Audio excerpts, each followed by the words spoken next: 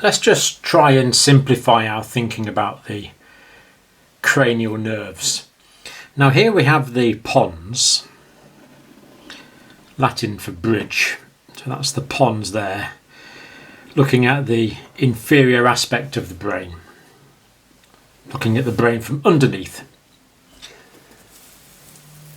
And here we have the medulla oblongata, the lowest part of the brainstem. And that, of course, is continuous with the spinal cord. Now, just above the pons, let's just label these pons. This is the medulla oblongata.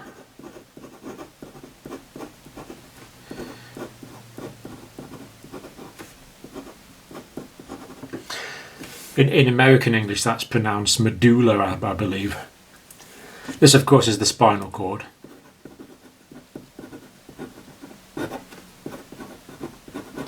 Continuous with the medulla oblongata. And then anterior, because remember this is the front. This is the front here, isn't it?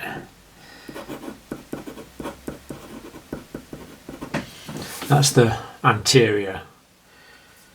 And here is posterior.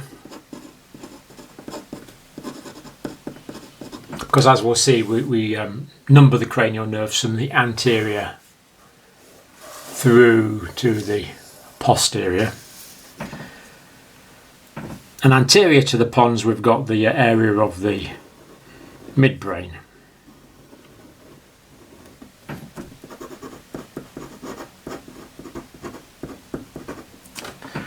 And if you think about it, what we're looking at here is, here we have the temporal lobes. So these would be the temporal lobes of the brain here, looking at it from underneath. So these are the temporal lobes.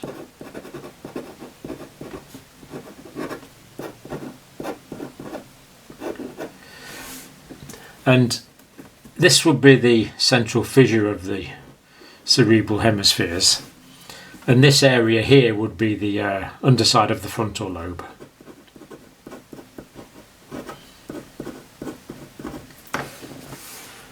Just there. So they're all looking at the brain from underneath.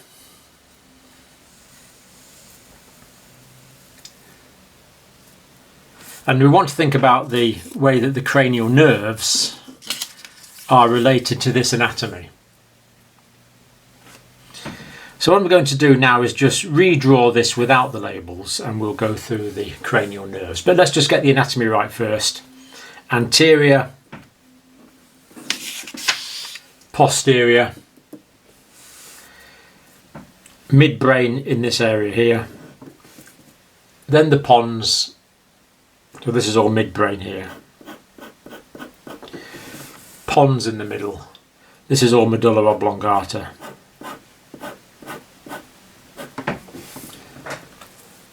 And this is the spinal cord. So that means the foramen magnum would be around about this level, the base of the skull, that big hole in the bottom of the skull, the foramen magnum would be there. So anything above the level of the foramen magnum is going to be brain. Anything below the level of the foramen magnum is going to be spinal cord. So I'm just going to re-sketch this now and invite you to do the same.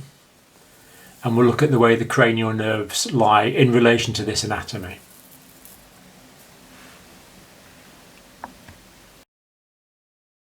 So here we have those structures again. I've just basically traced them actually.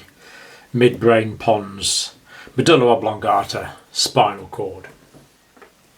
Now, the cranial nerves are those nerves which communicate directly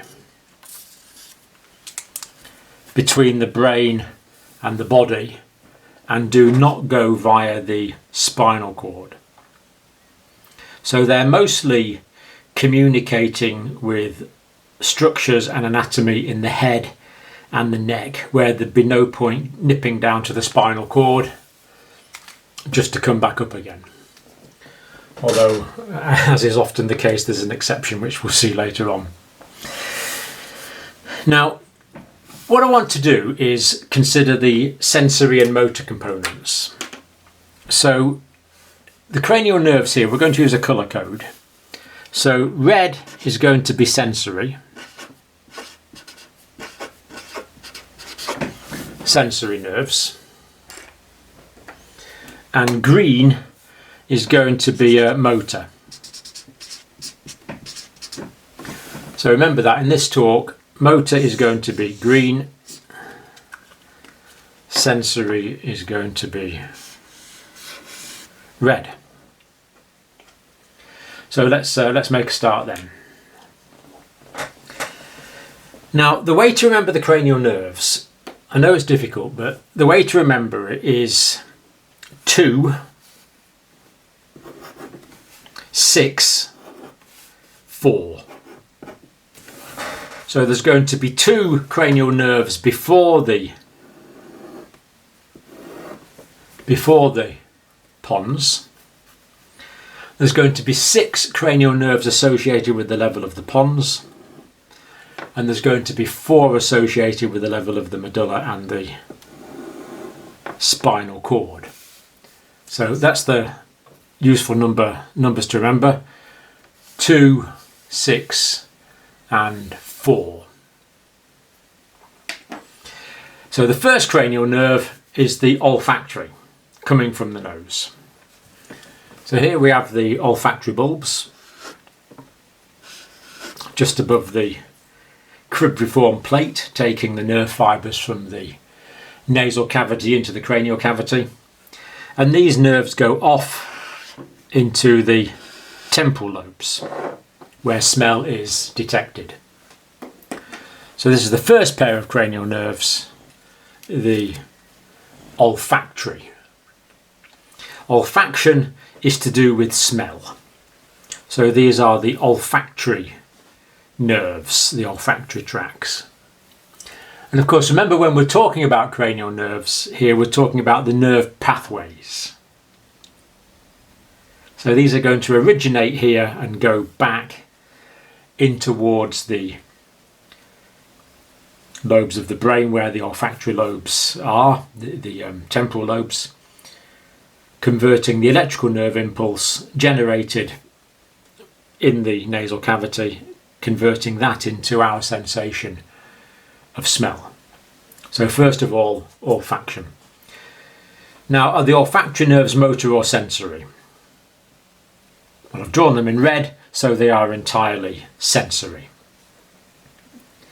Now, coming from each eye, we have the optic nerve, and that crosses over at the optic chiasm. The crossover there. So this is coming from the right eye, that's coming from the left eye, and that's going, these are going back in the optic tracts, and these actually go all the way back to the occipital lobes at the very back of the brain where vision is detected. But at the moment we're thinking about the nerve tracts because we're thinking about the cranial nerves. So that's the second one, that's the optic chiasm.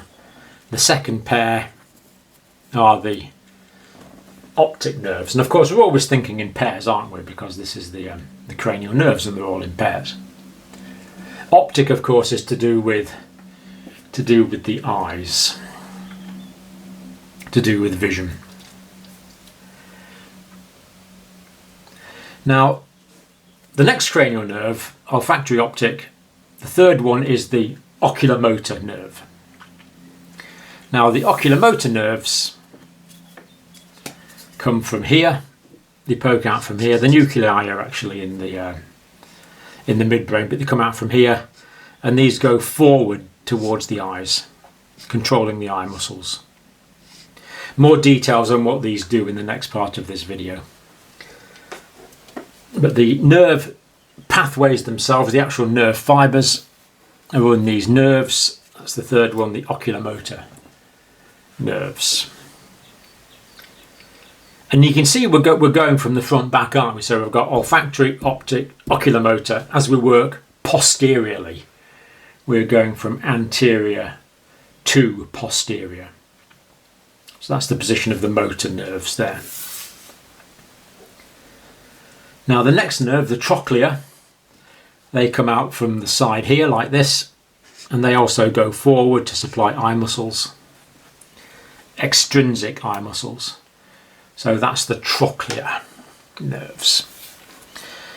Now the trochlea nerves are so called because trochlea actually derives from the Latin for pulley.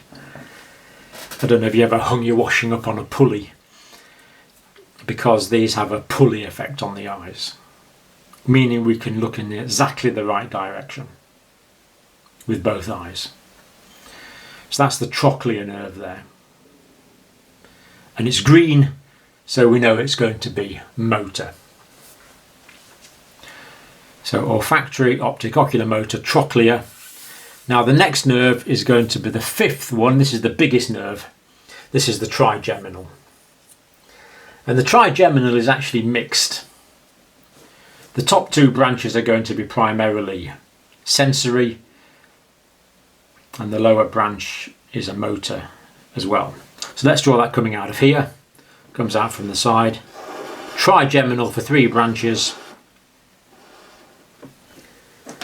Top 2 branches are going to be primarily red, so that means they're sensory.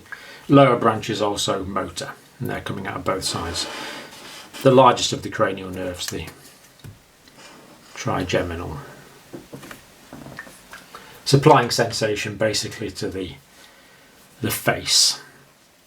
Upper, middle and lower parts of the face, and this little one's also responsible for the muscles of this lower branch, for the muscles of mastication. But as I said, more on that later on. So that's the trigeminal, fifth cranial nerve. Trigeminal. And we can see we're going from front to back, so we've just put little things on here to remind us there. 1, 2, 3, 4, 5. So you can see we've gone front, back, then we always start from the middle and work out. So it's 1, 2, 3, 4, then 5. 3, 4, 5 as we work out, as well as working from the front to the back, from the anterior to the posterior. Now the next cranial nerve is cranial nerve 6, and this is the abducent nerve. Now the abducent nerve is going to come out from here, and we can see it's green, and if it's green it's going to be motor. And again, the abducent nerve is actually going to an eye muscle. It goes to the lateral external eye muscle, because you know abduction, if you're ever doing orthopedics for example, abduction means to move away from the centre of the body, and ducens is Latin to do with moving. So abducent means to move away. The eye will look outwards with the effect of the abducent nerve. So that's going to be that one there. Let's label that. That's number 6. The abducent nerve. Now next one, 6. Next one's going to be 7, which is the facial nerve. And as we've said, we work from front to back, from the middle to the outside. So the next one's going to be a little bit further out. And the facial nerve is going to be mixed. It's got motor and sensory components. So here's the motor component here, but it's mixed, so there's also going to be a sensory component as it goes off towards the face like that. So it's a mixed cranial nerve. So that's 5, 6, 7. Now we count from the middle out the way, so that's going to be 6, 7. So the next one's going to be 8, and this one's going to be red because it's sensory. So that's going to be there. You know what that one is? 8th cranial nerve. In the old days we used to call it the auditory nerve. Now we call it the vestibulo-cochlear. So vestibulo is the apparatus of balance in the inner ear, and the cochlea is that spiral organ which is responsible for hearing. So the vestibulo-cochlear, taking information in, it's sensory, helping us with balance and hearing. So that's going to be nerve number 8. 5, 6, 7, 8. Now just to go back to this thing we were talking about before, we can see we've got 2 here, the olfactory and the optic, before we get to the pons.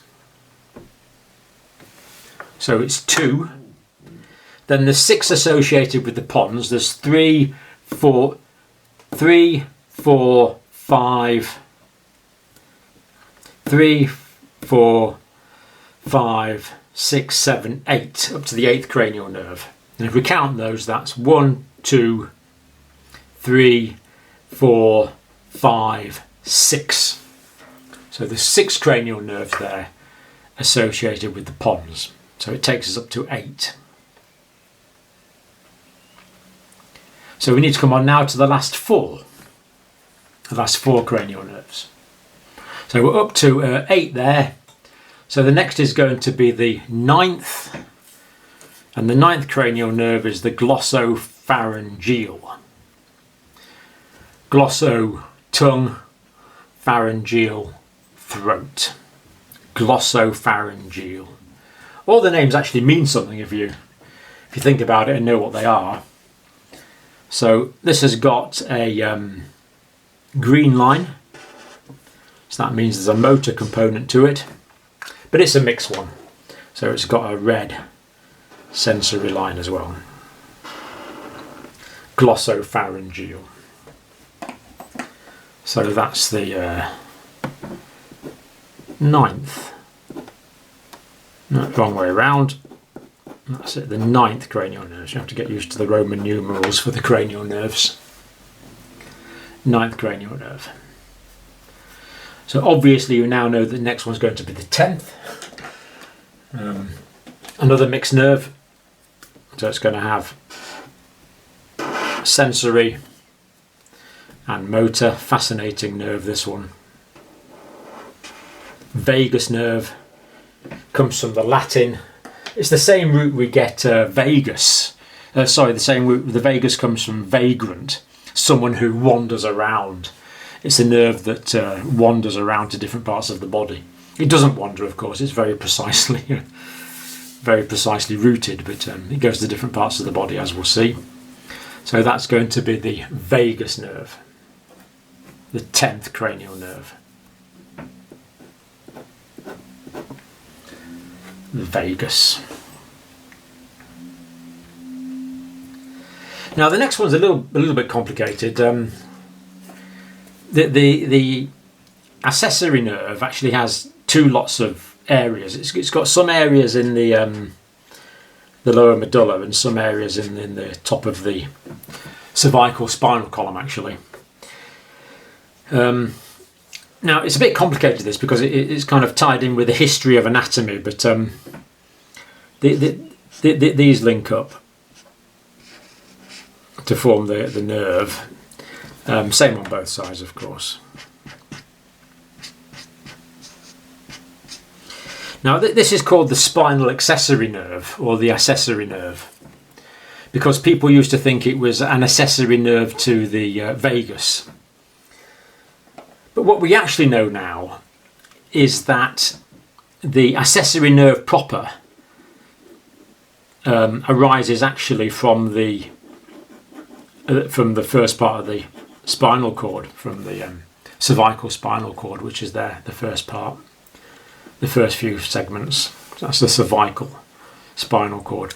So the accessory nerve proper arises actually outside of the cranial cavity. So technically you could say it's not a cranial nerve, but it's always been counted as one. Because what actually happens is this nerve actually comes together, it comes together in one and it goes into the cranial cavity and then out again. Because it comes from the cranial cavity, actually we are quite justified in calling it a cranial nerve because it does come out of the cranial cavity, even though it's just gone into the cranial cavity. And what used to be called the brain part of the spinal accessory nerve is actually now we know is part of the vagus nerve. So the accessory nerve proper actually comes from the spinal cord. It goes into the cranial cavity and then out again, and that's the one that's responsible for the movement of the head and the shrug of the shoulders. That's the accessory nerve. And as we see, it's green, so it's motor. Sternomastoid muscle movement to rotate the head and the muscles that shrug the shoulders. And then the final one, as you've probably worked out, is cranial nerve 12, and that comes from up here. Now I know we said we're going from anterior to posterior, but this is actually inferior. We're actually going down now, so it does make sense. And this motor nerve, or pair of motor nerves, is the hypoglossal. Hypo below, glossal tongue. So it's supplying the muscles of the tongue and muscles associated with swallowing below the tongue. One of the mixed cranial nerves. So there we have it. They're the cranial nerves.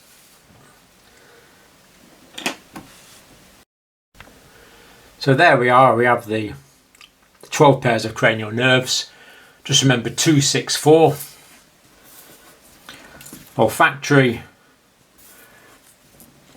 optic are the 2. Olfactory and optic are the 2. Ocular motor, trochlear, trigeminal, abducens, facial, and vestibulocochlear are the 6 associated with the pons, and glossopharyngeal, vagus, spinal accessory or accessory nerve, and hypoglossal,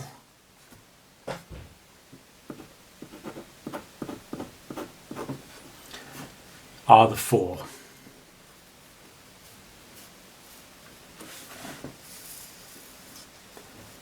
So remember, 2, 6, 4.